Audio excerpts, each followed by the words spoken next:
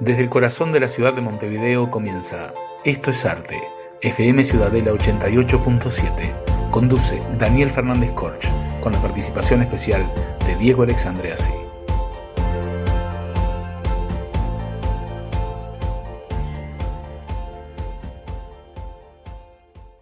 Estamos al aire en Radio Ciudadela 88.7 FM de tu buscador digital y nos encontramos en Esto es Arte, la frecuencia cultural que estabas esperando. Mi nombre es Daniel Fernández Corch y junto a Diego Alexandreasi haremos de los próximos 60 minutos un momento divergente para que también te puedas inspirar, ya que vamos a estar tratando temas asociados a la creación. Como siempre, nos acompañan María García Marichal y Beatriz Marenco, cuyos aportes culturales nos sorprenden semana a semana y ustedes también lo están esperando. Te recuerdo que puedes bajar la aplicación y tenerla en tu celular para escucharnos en cualquier lugar desde donde te sea mucho más cómodo. Debes ingresar a la página web www.fmciudadela.com.uy o también nos puedes dejar un mensaje al 092-337-877 por WhatsApp. También después de nuestra salida al aire vas a ver que vamos a colocar como siempre el programa en YouTube. Esto es Arte apoya a la Asociación Uruguaya de Escritores, AUDE, difundiendo así todas sus actividades, tanto las presenciales como las que se realizan por Zoom, contribuyendo así a la difusión de conferencias, homenajes y publicaciones de todos sus socios. El correo de la asociación es asociacionuruguayaescritores@gmail.com y nuestra sede está en el Ateneo de Montevideo, donde nos reunimos los días jueves. Esto es Arte es auspiciado por Visitas y Paseos Culturales Bintancourt Kulinski, quienes además de tener paquetes educativos y recreativos, dentro de la ciudad de Montevideo tienen otras opciones que te llevan a recorrer el litoral y el norte del país, como así también visitas a la Argentina. No te pierdas la próxima salida y te puedes comunicar al 097-115-979. Abrimos ahora la agenda cultural de Esto es Arte. Les cuento sobre los siguientes eventos que se van a realizar y que comienzan ahora el 9 de marzo. Allí nuestros socios van a rendir o a celebrar un homenaje en el Día de la Mujer, que se celebra el 8, pero nosotros como sesionamos los días 9, bueno, allí nuestra socia y escritora y músico, Malva Bengua, junto a otras personas también conocidas de nuestro ámbito cultural, van a estar rindiendo homenaje a Juana de Arburú y a otras autoras. El 23 de marzo a las 18 horas en la cafetería del Notariado se reunirá nuevamente el Club de Lectura de AUDE y la escritora Gladys Ledesma nos va a leer un cuento llamado La gallina de la escritora brasileña Clarice Lispector. Y el 6 de abril, o sea, todos estos temas son con tiempo para que ustedes se vayan organizando. El 6 de abril, en el Ateneo, la escritora y socia de AUDE, doctora Beatriz Rojas, nos convoca para una conferencia que tratará el tema de las adicciones. En esta oportunidad, la doctora Beatriz Rojas estará acompañada por un equipo de médicos relacionados a las adicciones, donde también va a participar un conocido músico de nuestra escena cultural. Y el 20 de abril te esperamos en el Ateneo para el concierto de apertura que brindará la agrupación Lírica Montevideo como inicio de una propuesta musical que se va a desarrollar todo el año con fines recreativos, culturales y donde AUDE va a acompañar justamente para ver desde otra perspectiva lo que es también la creación. Les recuerdo que Visitas y Paseos Culturales Bintancourt Kulinski pone nuevas unidades para sus traslados y que cada recorrido está guiado por profesionales que harán de tu paseo el viaje de tus sueños. 097-115-979 es el teléfono de contacto de Bintancourt Kulinski. Y continuamos en Esto es Arte, aquí en FM 88.7 Radio Ciudadela, en el corazón de la ciudad de Montevideo. Y así ingresamos al primer segmento del día de hoy, llamado Autores en Ciudadela, donde la profesora María García Marichal nos va a recordar a un escritor muy conocido, Günter Grass, un escritor alemán, autor de varias obras. Yo recuerdo El tambor de hojalata, que además obtuvo el Premio Nobel de Literatura por 1999. Un artista con una vida además, yo creo que donde lo experimentó todo. Pero bueno, ahora María García Marichal nos va a contar todo lo que hay que saber sobre Günter Grass. Muy buenas tardes, amigas y amigos de Esto es Arte, ¿cómo están? Un gran abrazo al equipo de conducción del programa y por supuesto que a la audiencia. Soy María García Marichal, en Autores en Ciudadela. Hoy vamos a hablar de un escritor alemán, Premio Nobel de Literatura en 1999 y Premio Príncipe de Asturias de las Letras en el mismo año, 1999. Trascendió a su país natal, Alemania, y está hoy dentro de lo que es la literatura universal del siglo XX como un escritor destacado. Hablo de Günter Grass, cuyo nombre era Günter Wilhelm Grass, hijo de padre alemán y madre polaca. Nació el 16 de octubre de 1927 en la ciudad libre de Danzig, que es además el escenario de la mayor parte de su obra literaria, y falleció el 13 de abril de 2015 en Lübeck, su país natal, Alemania. La obra literaria de Günter Grass es una ácida reflexión sobre Alemania, la sociedad alemana, la historia y, por supuesto, los ires y venires en la política, el nazismo, la guerra, la posguerra. Günter Grass formó parte de las Juventudes Hitlerianas y fue llamado a formar filas en 1944, pero muy pronto los estadounidenses lo apresaron y fue liberado en 1946. Desde entonces trabajó como picapedrero, peón agrícola y otros oficios hasta que logró lo que quería, entrar en la Escuela de Bellas Artes de Düsseldorf. Allí estudió escultura, otras ramas del arte plástico, de las artes plásticas, y continuó su formación en Berlín.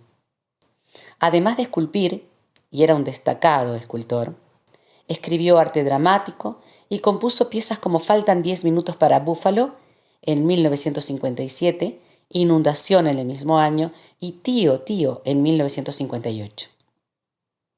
Pero es en este año, en 1958, cuando encuentra su verdadero camino creativo en la narrativa y se lanza como uno de los más importantes narradores novelistas de la posguerra.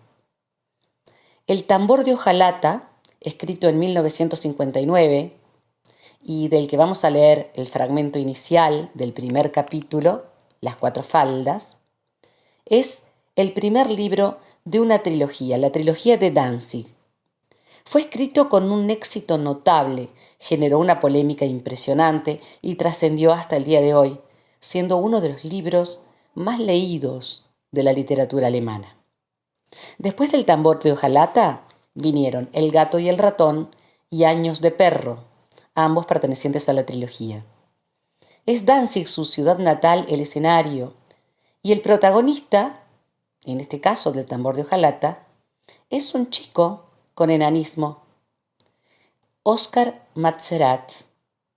A Oscar le regalan un tambor de hojalata con el que va a todas partes, y mientras vive su vida va describiendo desde la particular visión de un niño que se va haciendo adulto, pero se mantiene en una estatura de un niño de 3 años, a la sociedad alemana entre los años 1930 y 1950. Él maduró intelectualmente. Oscar es una persona madura y que va creciendo intelectualmente en ese tiempo, pero su físico le permite ver desde su pequeñez su familia, su entorno, la sociedad. El accidente que le provocó el enanismo fue hecho ex professo por él mismo, y esa pequeñez de la que hablamos le hace ver desde un ámbito muy particular, un horizonte muy alto que él puede observar a gusto. Todo lo recuerda desde su reclusión en una institución psiquiátrica. Desde allí narra con truculencia, ironía y humor negro las cosas que suceden. Günter Grass maneja como un prestidigitador el lenguaje sin tomar parte por ninguna ideología, pero sí haciendo gala de una mordacidad implacable. El gato y el ratón fue publicada en 1961, Años de perro en 1963. En estas novelas la política alemana es el telón de fondo de los conflictos y cosas que viven dos amigos. El drama Los plebeyos ensayan la rebelión, de 1966, es otro de sus libros muy celebrados. Más tarde publicó las novelas Anestesia local, en 1969, y Diario de un caracol, de 1972. Estas obras manifiestan la actividad política del autor en las filas de la socialdemocracia alemana. En 1977 publicó El Rodaballo, un libro sumamente original. Aquí, la mitología y la historia se articulan para describir la condición humana. Una mujer vive en distintas épocas de la historia y el centro de la novela es la serie de conquistas en la alimentación. El libro de cocina recoge, por lo tanto, una colección de la evolución humana y muestra la esencia del predominio masculino sobre el papel fundamental de la mujer en la sociedad, la forma en la que se la subestima y en la que no es tenida en cuenta, mientras es ella quien realiza los grandes logros. Más adelante escribió Encuentro en Telte, en el año 1979, y las novelas Partos mentales, en 1980, y La rateza, en 1986. Esta última es una prefiguración del fin de la humanidad en el que solo se salvarán las ratas. Escarmientos, en 1978, que está compuesto por discursos políticos, y en 1990, Alemania, una unificación insensata. Varios libros más de relatos, como Mi siglo. En la narración autobiográfica Apelando la cebolla, posterior al poemario lírico Botín, Günter Grass escribió sobre haber sido miembro de las SS durante su primera juventud. Esto fue tan escandaloso, no solo para los lectores, sino para la sociedad, una sociedad que además estaba en ese momento muy sensibilizada por los horrores de la Segunda Guerra Mundial, que Grass debió pedir perdón públicamente frente a las críticas terribles que se le hicieron. Un gran escritor, muy característico alemán, con la mordacidad, la amargura, la capacidad de verse a sí mismo y de ver a su pueblo, a su sociedad y a su historia desde un ángulo muy personal y muy capaz de ser objetivo más allá de la vida que vivió. Leamos un fragmento pequeño de El tambor de hojalata. Este es el primer capítulo y la primera parte se llama Las cuatro faldas. Pues sí, soy huésped de un sanatorio. Mi enfermero me observa, casi no me quita la vista de encima, porque en la puerta hay una mirilla, y el ojo de mi enfermero es de ese color castaño que no puede penetrar en mí, de ojos azules. Por eso mi enfermero no puede ser mi enemigo. Le he cobrado afecto. Cuando entra en mi cuarto le cuento al mirón de detrás de la puerta anécdotas de mi vida, para que a pesar de la mirilla me vaya conociendo. El buen hombre parece apreciar mis relatos, pues apenas acabo de soltarle algún embuste, él, para darse a su vez a conocer, me muestra su última creación de cordel anudado. Que sea o no un artista, eso es aparte, pero pienso que una exposición de sus obras encontraría buena acogida en la prensa y hasta le atraería algún comprador. Anuda los cordeles que recoge y desenreda después de las horas de visita en los cuartos de sus pacientes.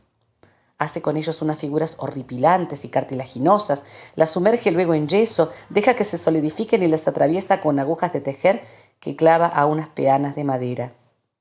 Con frecuencia le tienta la idea de colorear sus obras, pero yo trato de disuadirlo.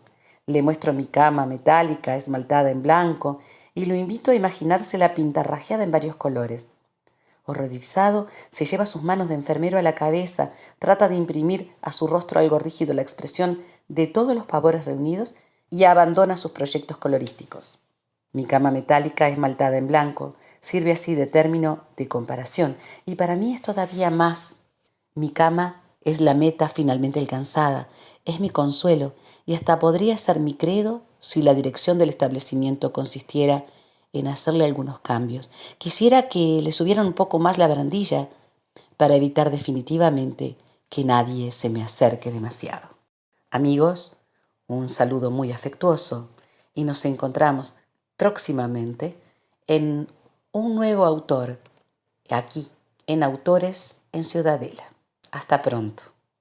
A continuación, presentamos aquí en Esto es Arte el segmento llamado Micrófono Abierto y recibimos a la escritora Neri Varela, quien nos va a estar invitando para la presentación de su nuevo libro, Sombras a plena luz.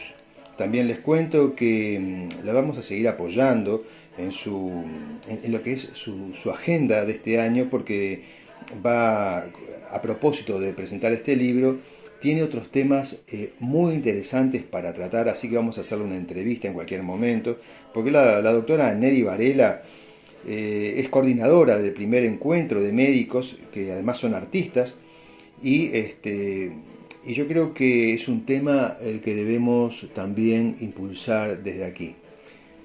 Con ustedes y con nosotros, el micrófono abierto, la doctora y escritora Neri Varela. Agradezco este espacio que nos permite presentar nuestras obras y nuestras inquietudes literarias. Mi nombre es Neri Varela, soy médica, estoy retirada y hace mucho tiempo que escribo. La escritura acompañó el arte de la medicina como otro arte. Y bueno, y ahora estoy presentando mi nuevo libro, Sombras a plena luz, el día 7 de agosto a las 18:30 en AUDE. Para mí será un placer recibir a todos los amigos que quieran acompañarme. Y bueno, contando un poquito más, tengo también libros de haiku y he representado en varias oportunidades a Uruguay en encuentros de haiku en Buenos Aires, en la Embajada de Japón. Y tengo también libros de narrativa, ensayo y todo lo que de alguna forma nos expresa a través de la palabra. Me parece que la palabra es la que nos une y bueno, y es importante disfrutarla y compartirla. Les dejo un saludo muy grande y los espero entonces el 7 de agosto a las 18:30 en AUDE. Muchísimas gracias. Hasta luego. Estamos en Esto es Arte, en FM Ciudadela 88.7. Seguidamente ingresamos al segmento Crónicas del Camino, donde Beatriz Marenco nos acerca historias sobre vidas y obra de muchos uruguayos que, como siempre digo, muchas veces no conocemos o han quedado en el olvido, pero que están allí y forman parte de nuestra cultura. Con ustedes, Beatriz Marenco y sus Crónicas del Camino. Estimados amigos, qué alegría volver a encontrarnos para seguir hablando de José María Brunini en Crónicas del Camino, este noble sanducero nacido en 1943, activo periodista, docente musical, con alumnos de canto y de espíritu solidario. Comenzó su docencia musical a los 18 años con 3 alumnos. Solfeo, teoría y guitarra fueron las materias y la academia creció al punto de no poder recibir más alumnos. Su primer trabajo en la barraca, donde su padre era el jefe, y su posterior vinculación como encargado administrativo en Barraca Europa, donde permaneciera por 18 años, no lo apartaría de atender su tarea musical.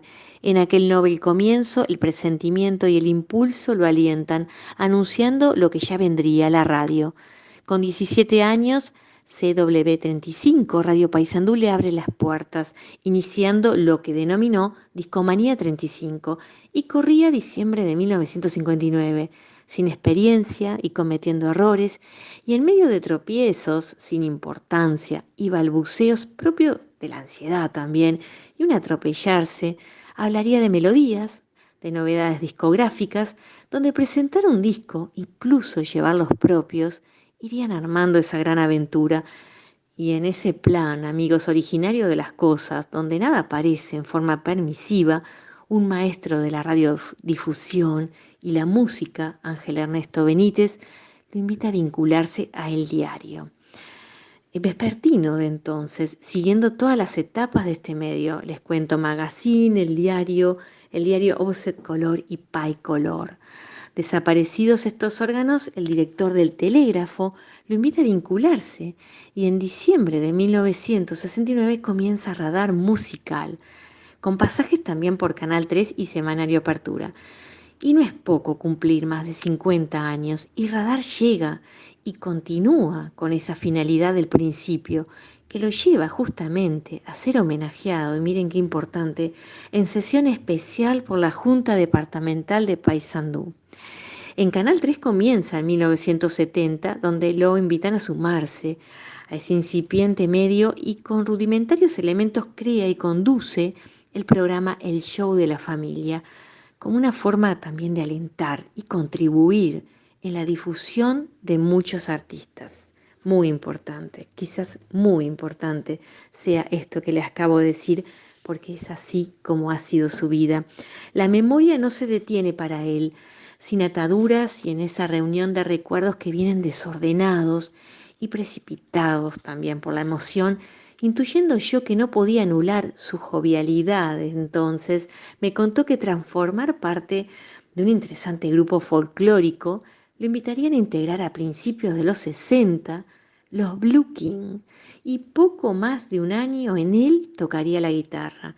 Con picardía reflexiona que las llamadas bandas hoy antes eran llamadas orquestas, revistiéndolas así de solemnidad. Cuando los Blue King, les cuento, deciden dedicarse en forma profesional, José María Brunini decide retirarse. Señala por entonces: no es mi vida. Los Blue King pasaron a llamarse Los Iracundos. Poco a poco, y en esa nostalgia viajera en la que me voy sumergiendo yo también, van ambulando los recuerdos y afortunadamente llegan en mi ayuda de manera oportuna, diría, porque una mañana fría de 1989, en mi rutinaria senda por esa solitaria Tristán Narvaja rumbo a la universidad, una conversación escuché, y como abriendo el alma al viento, me gusta decirlo así, fue un augurio de una jornada que pondría mi espíritu en pleno vuelo. Fue demasiado ruidosa para no escucharla, amigos, y el énfasis de un joven transmitiendo su admiración por una orquesta oriunda de Paysandú, que lejos estaba de haberla vivido por su corta edad, hicieron las delicias de ese día. Hablaba así de los iracundos, y la admiración puesta en aquellas amontonadas palabras era tal que aquella historia parecía más una leyenda, y acaparando poderosamente mi atención, logró entonces alargar ese camino con bienvenida ansiedad. Pronto se alejarían, claro, dejando una sensación de curiosidad novelesca que tan pronto como pude vine a saciar. Su simple mención entonces trajo a mi recuerdo aquella atenta e indiscreta escucha que a mi favor tenía eso, el fervor de la fuerte voz de aquellos jóvenes resonando en el más absoluto silencio. Y hasta aquí vamos hoy, y los encuentro en la tercera entrega de esta valiosa y preciosa Crónica del Camino. Les dejo un fuerte abrazo. Nos acercamos al penúltimo segmento de Esto es Arte. Estás en la 88.7 FM, Radio Ciudadela, y recibimos al artista plástico Diego Alexandre Assi, radicado desde hace ya varios años en España, en un lugar increíble, muy propicio para la inspiración. Hoy, Diego Alexandre nos contará en su columna llamada Hablarte sobre las actividades en las que está participando en este momento, pero esto será una introducción para que lo conozcan, porque ya en los próximos programas abordará temas específicos sobre los distintos movimientos, tendencias y particularidades del arte pictórico, como nunca antes te lo habían contado. Con ustedes, Diego Alexandre Assi. Hablarte con Diego Alexandre.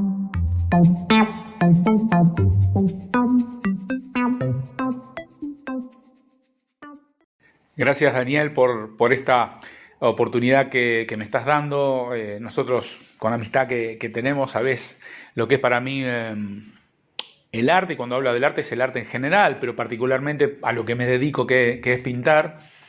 Y tener este micro todos los viernes en FM Ciudadela, la verdad que es Es un orgullo y te lo agradezco, y esperemos que quien nos escucha también disfruten con la pasión que uno trata de transmitir lo que sabe, lo que ha aprendido en este camino, lo que ha leído, lo que ha tomado de las personas que te enseñan, que te explican. Y bueno, en ese viaje, como yo le he puesto a las charlas que he dado siempre sobre el arte Madí, que es lo que yo hago, el viaje Madí. Y acá podríamos decir, como hemos llamado a este micro, es hablarte, ¿no? Es como una especie de juego de palabra, porque es hablar y hablar de arte, pero vamos a hablar de arte concretamente de la pintura, y básicamente me voy a centrar, a pesar de que no me cierro a nada, porque en realidad me gusta y me apasiona todos los estilos de pintura, pero me voy a centrar mucho en las vanguardias, y en las vanguardias, por supuesto, del siglo XX, pero las conexiones que hay con la pintura clásica, porque todo tiene un contexto y todo tiene un que ver, todo está conectado. Y a medida que vayan transcurriendo los programas, van a ver que hay muchas conexiones con los maestros del renacentismo, con los impresionistas, y todo tiene un porqué. Y a medida que vaya pasando, vamos a ir hablando de los diferentes movimientos de vanguardia, pero hoy en especial, este micro, que es el primero, quiero hablar del arte Madí, de lo que está sucediendo en Europa con el arte Madí. Yo ahora voy a contar un poco de una exposición que se está realizando en Budapest, en Hungría, festejando, se llama Madí 77, festejando los 77 años de la inauguración del movimiento Madí, que se fundó en el año 46 en la República Argentina, pero se fundó como principal creador al gran maestro Carmelo Ardequín, que aquí en el Uruguay no todos lo conocen, lamentablemente, es uno de los grandes. Yo he hablado con muchas personas aquí en Europa, y es considerado uno de los grandes artistas del siglo XX. Bien dicen que nadie es profeta en su tierra, y en el caso de Carmelo cumple totalmente. Hay un respeto por él.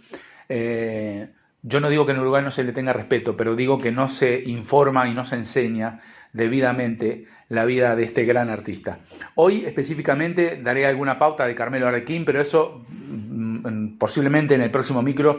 Quiero hablar específicamente de Carmelo Ardequín. Aquí voy a tocar un poco su vida, pero en realidad quiero hablar del arte Madí, lo que está pasando en Europa con este movimiento, porque además hubieron talleres. En fin, es el principio de este micro que nos va a tener todos los viernes junto a Daniel en FM Ciudadela. El pasado 23 de febrero se inauguró la exposición internacional Universo Madí 77 en el Instituto Cervantes de Budapest, en Hungría. Ese día se expusieron 27 obras de diferentes artistas procedentes de varios países del mundo. En el mismo lugar se realizó un taller Madí Universo y juego Poliuniverso. El Poliuniverso es un juego geométrico que transporta los principios básicos del arte Madí tanto en espíritu como en forma. El juego, inventado por Janos Saxon, se ha utilizado en los últimos años para desarrollar la metodología didáctica PUS, Polyuniverse in School Education, en el marco del proyecto Erasmus. La novedad de la herramienta radica en la simetría de cambio de escalas de formas Madí y en el sistema de combinación de colores que se le asigna. Además del carácter lúdico, su punto fuerte son las matemáticas, su papel en el desarrollo de las habilidades geométricas y lógicas, el pensamiento algorítmico o la visualización de problemas combinatorios. Además puede ser utilizado en la educación en una gran variedad de campos porque es increíblemente simple y a la vez complejo. Más que un juego, más que el arte, más que las matemáticas, porque el poliuniverso en todas esas cosas son sinergias en la educación. También se estrenó la película Universo Madí, entrevista con el artista Carmelo Ardequín. Carmelo Ardequín, artista, poeta, teórico, es uno de los fundadores del movimiento artístico internacional Madí. Él nació en el Uruguay en 1913 y la película retrata y presenta los movimientos históricos del siglo XX a través de la persona de Carmelo Ardequín, y llega a la conclusión, él, de que había que crear la forma Madí para liberar la superficie de la pintura que había estado encerrada en el marco durante siglos.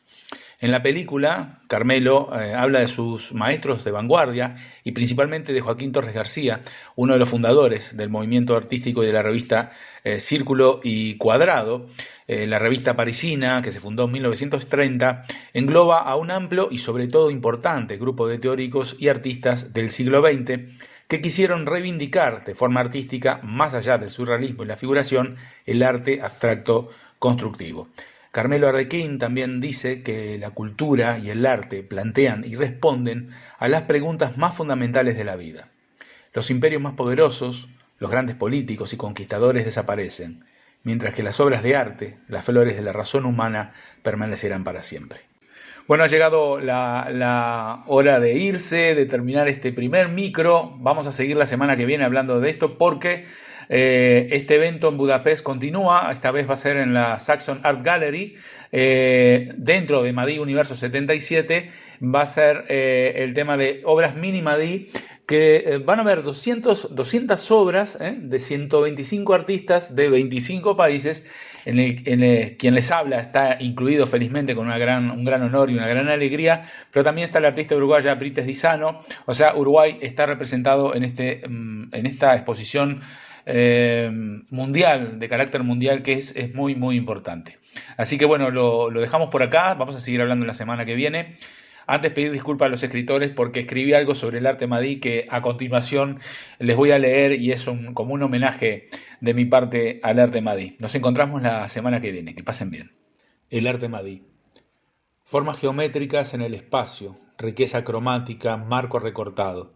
El arte Madí se alza con fuerza en una danza de luz y de aire.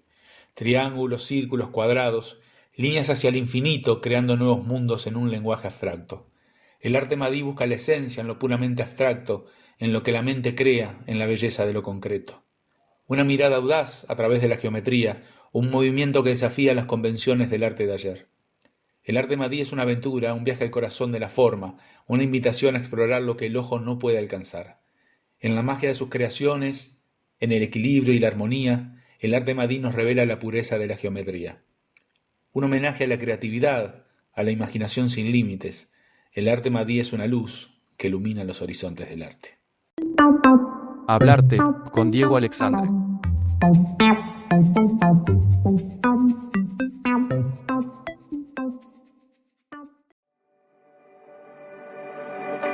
La entrevista con Daniel Fernández Corch.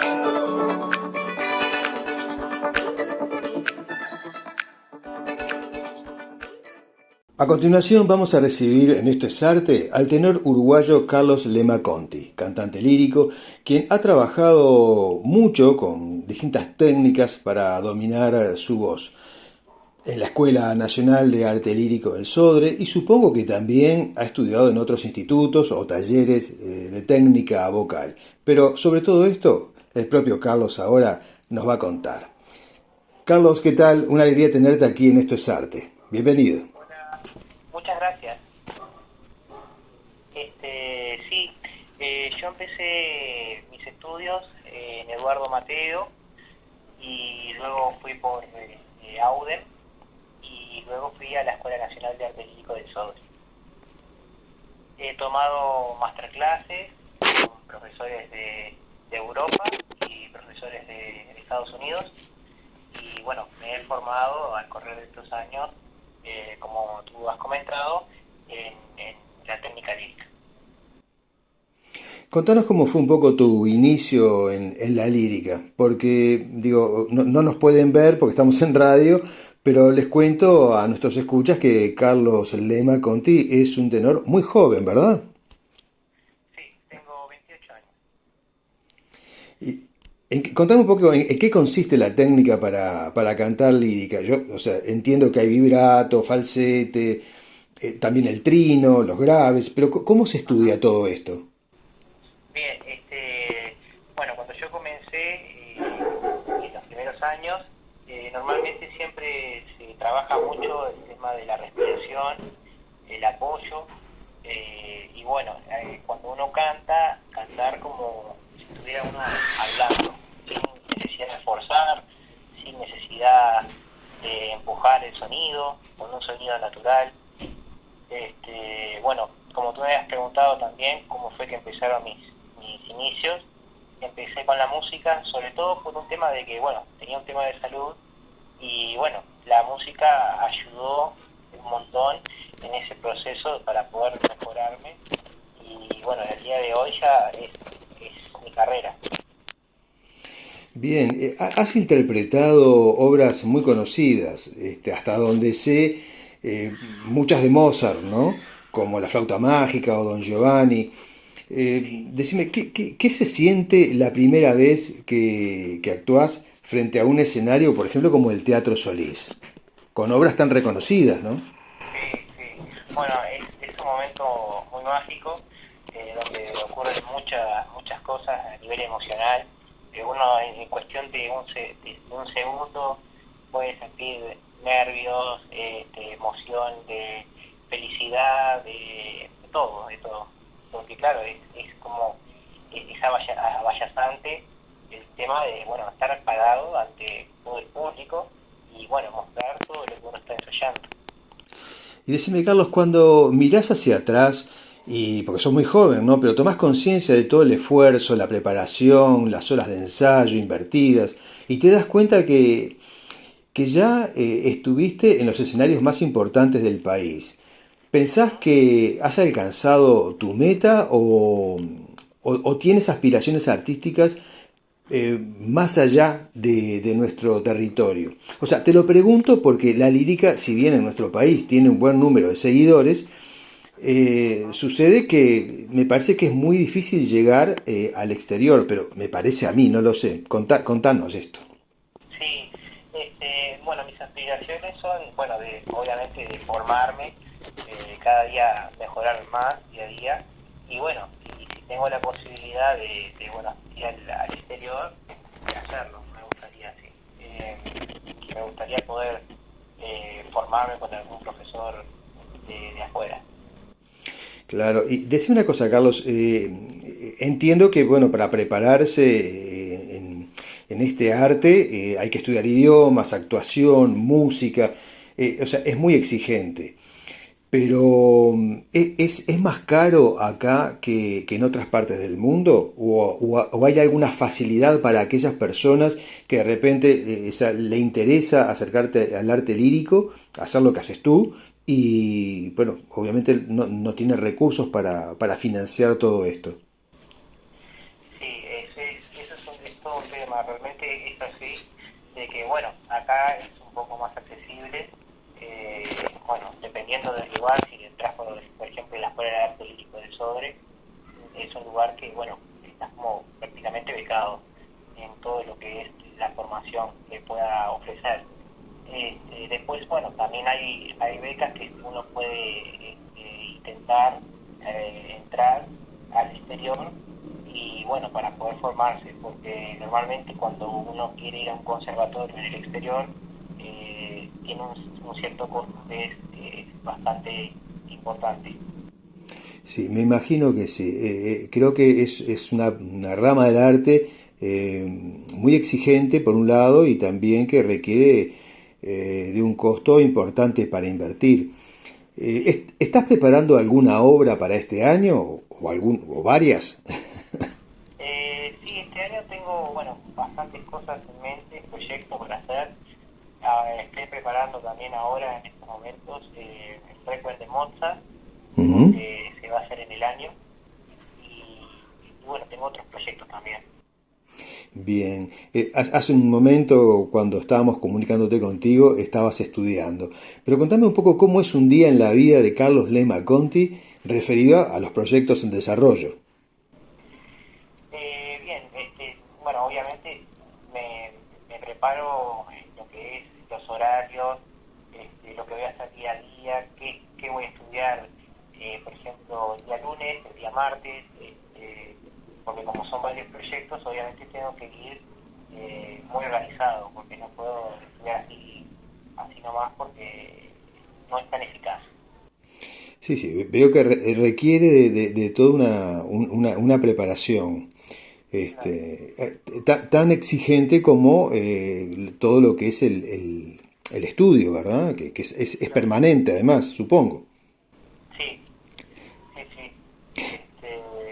Bueno, también ahora me estoy preparando también para bueno, hacer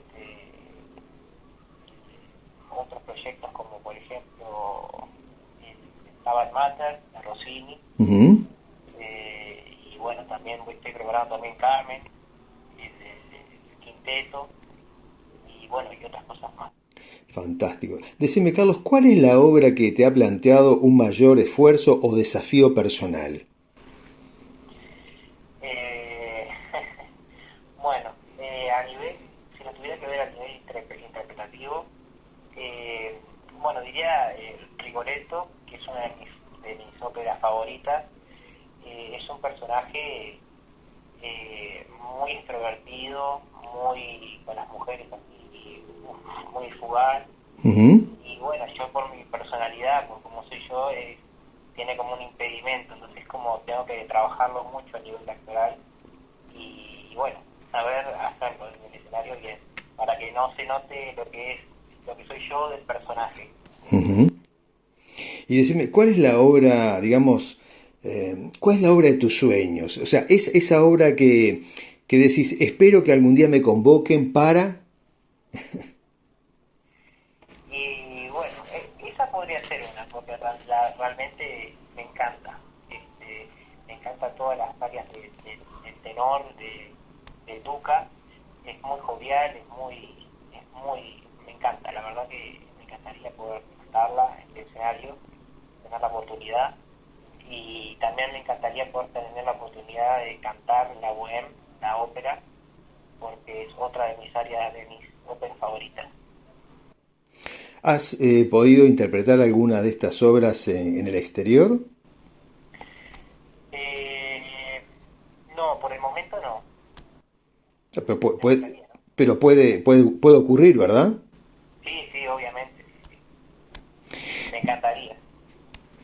Bien, decime, algo que quieras contarnos sobre todo lo que es el mundo de la ópera o el canto lírico, Eh, ¿no?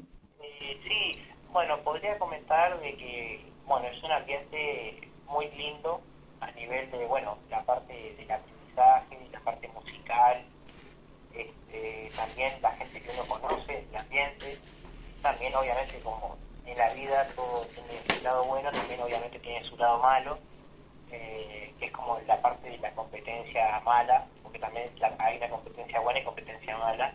Ujú. Pero bueno, eso también es parte de uno aprender a sobrellevar esas cositas que bueno, son un poquito feas en el ambiente a veces cuando ocurre. Bueno, pero ese es un tema, eso ocurre en todas las áreas. Sí, sí, sí, Eso ocurre en todas las áreas. No, porque es un tema humano. sí, sí. Y bueno, también lo que sucede a veces con las injusticias bueno, de que uno está preparado o bueno, tiene una cierta cantidad de tiempo ensayando algo, cuando va a prepararse, lo que sea, y no sucede por las mismas injusticias del ambiente. Pero bueno, es como comentabas vos hace un momento, y eso pasa en todos los ámbitos. Sí, sí, bueno, claro, pero claro, acá es increíble todo lo que se pone en juego, ¿no? En una obra, porque estamos hablando de canto, de actuación, de vestuario, o sea, digo, no es tan sencillo prepararse para hacer una representación, porque involucra un montón de sectores, maquillaje supongo que también. Sí, sí, No es fácil, ¿no? O sea, es de una exigencia muy grande y no solamente hay que estudiar, sino que también hay que disponer de un tiempo que si no uno no está abocado plenamente a esto, me da la sensación, ¿no? Yo, esto para la gente que lo ve de afuera, sí, sí. como que no es posible. O sea, una persona que de repente, no sé, trabaja de lunes a sábado, 10, 12 horas, eh, es muy difícil seguir el ritmo. Me parece que es así, ¿no? Sí, es así, es difícil. Obviamente que cuando uno está de lleno, uno avanza mucho más rápido en todos los aspectos, lo que es idioma, la actuación, el canto, Claro. todo, todo.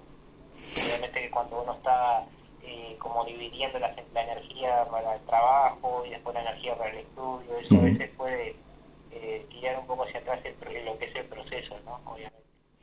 Sí, sí, es realmente fantástico, o sea, todos los factores que se mueven en torno a un artista en este medio para poder, nada, brindarle al público este tipo de arte, porque Claro. porque es todo esto que mencionábamos, ¿no? Que de repente en otros movimientos artísticos que también tienen lo suyo, creo que no requieren de esa exigencia y además, o sea, digo, estamos hablando de grupos grandes, ¿no? Que uno tiene que además tener un nivel de tolerancia y de entendimiento con el otro muy grande, porque si no, no funciona. Con los propios compañeros me refiero. Un equipo tan grande pasa eso. Sí, sí. Bueno, increíble, me parece fantástico todo este mundo. Esta seguramente no va a ser la última entrevista contigo, creo que hay mucha cosa para contar. Creo que este va a ser un año muy rico y muy fecundo. Me parece a mí, ¿no te parece a ti lo mismo? Sí, me parece lo mismo. La verdad que, bueno, muchas gracias por haberme convocado para la entrevista. Fue muy linda, la verdad. Me encanta comentarle a la gente lo que uno ve de este lado, lo que uno vive, estudia, y bueno, como vos me estabas comentando, lo que poder transmitir al otro, a la persona que está escuchando, lo que uno vive ese día. Y sí, porque si uno está un poco alejado de este tipo de arte, como que mucho no entiende lo que sucede. Por eso me parecía importante hablar esto contigo, que sos una persona joven, que creo que además es muy importante mostrarle esto al público, ¿no? Que hay gente joven preparándose en nuestro país para este tipo de canto lírico, ¿no? Claro, sí. Bueno, yo a veces cuando me preguntan normalmente las recomendaciones o alguna cosa así, yo siempre como que hago mucho hincapié, bueno, yo porque sobre todo lo viví y es como, me parece como súper importante. Dos cosas que son como los pilares, ¿no? Uh-huh. Lo primero es, si realmente te gusta, hacerlo. Porque a veces hay gente que normalmente a veces hace algo y no le gusta realmente y lo hace como a veces por compromiso o solo por hacerlo y bueno, como mismo no avanza o no ve frutos en eso. Claro. Y lo otro sería, bueno, va muy acompañado también de eso, Uh-huh. y hacer lo que realmente lo que uno le gusta, porque hace bien para la salud. A mí realmente, siempre que me preguntan, digo, la música me curó, la música Sí. me ayudó en todo lo que es la salud, porque Sí, todo el arte. me ayudó. Sí, A todo artista le ocurre eso, ¿no? Es una forma de escape. sí, Y sí, claro que es terapéutico, pero eso sucede en todos los órdenes del arte, ¿no? Y a todos los artistas le ocurre lo mismo. Bueno, genial, Carlos. Una alegría tenerte hoy aquí en Esto es Arte. Hemos tenido esta muy linda nota con Carlos Lema Conti, tenor uruguayo, joven uruguayo, que lo van a escuchar, lo van a ver durante todo este año. Vamos a estar aquí anunciando su actuación junto a la compañía a la que pertenece. Carlos, que estés bien, muchas gracias. Hasta luego. muchas gracias. Hasta luego. Chau, chau. La entrevista con Daniel Fernández Corch.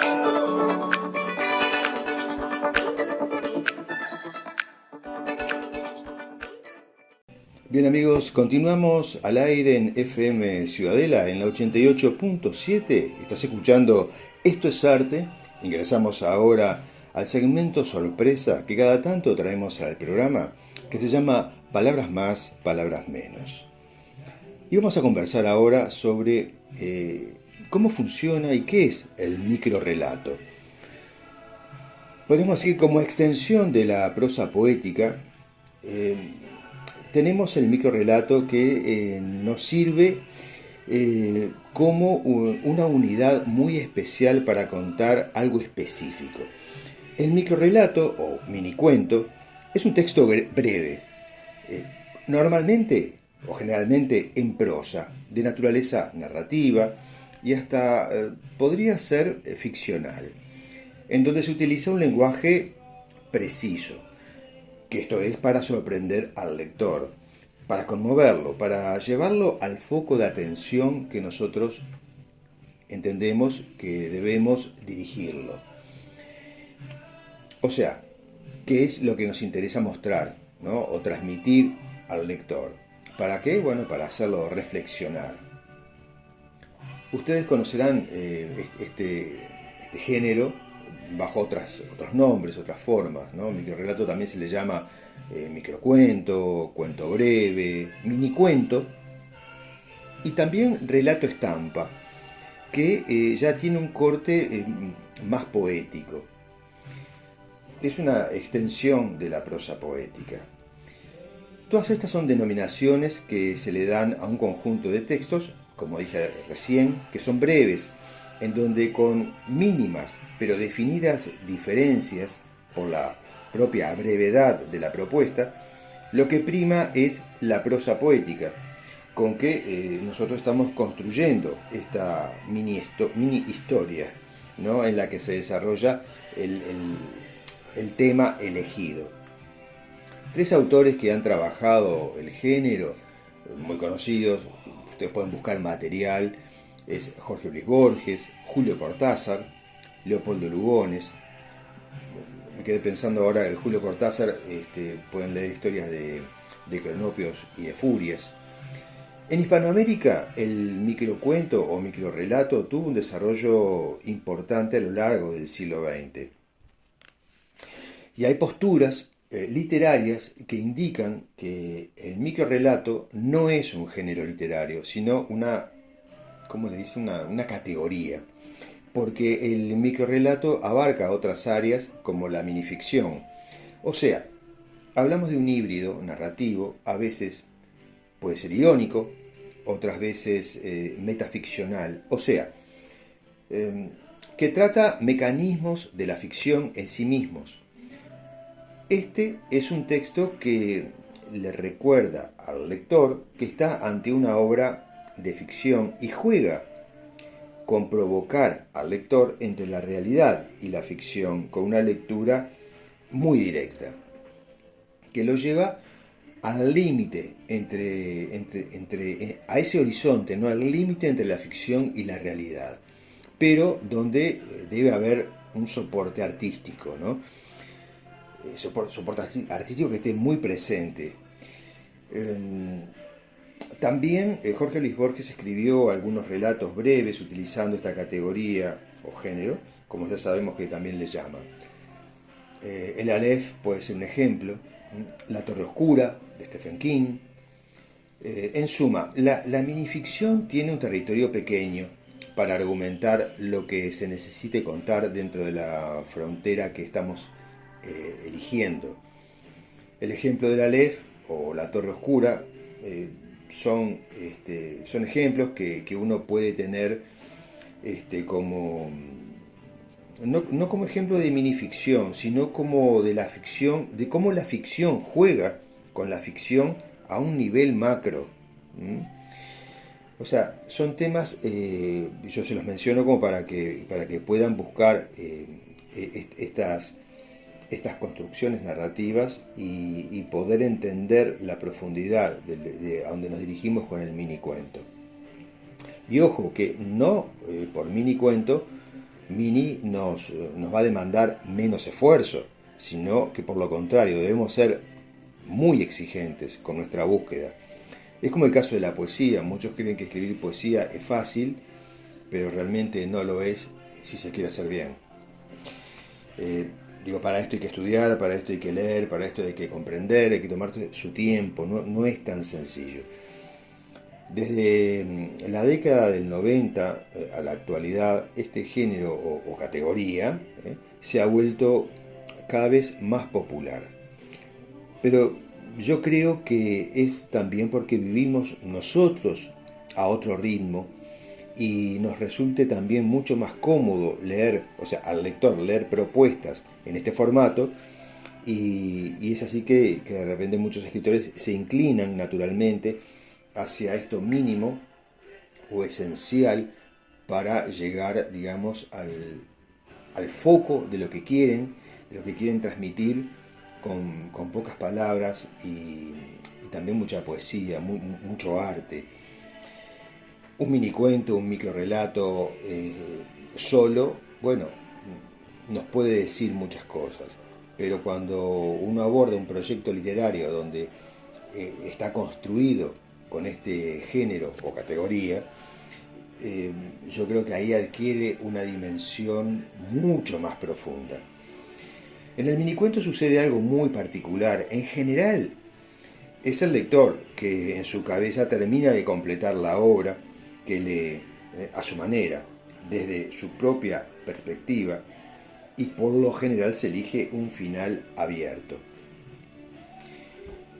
Amigos, creo que con esto ya tienen mucho para pensar, si es que están escribiendo o van a empezar a escribir sobre este género. Yo personalmente he escrito un libro todo dentro de este género o categoría, llamado Montevideo una lágrima. Es un ejercicio realmente literario muy, muy interesante, porque es un desafío, como cualquier otro proyecto literario, ¿no? Pero es un desafío donde realmente, como dije recién, no por mínimo requiere menos esfuerzo, sino que hay que exigirse mucho, elegir muy bien las palabras, sintonizar muy bien con lo que uno quiere expresar para darle ese tono, ese color poético, esa cadencia también que requiere. Nos encontramos en la próxima entrega, en algún momento, de Palabras Más, Palabras Menos.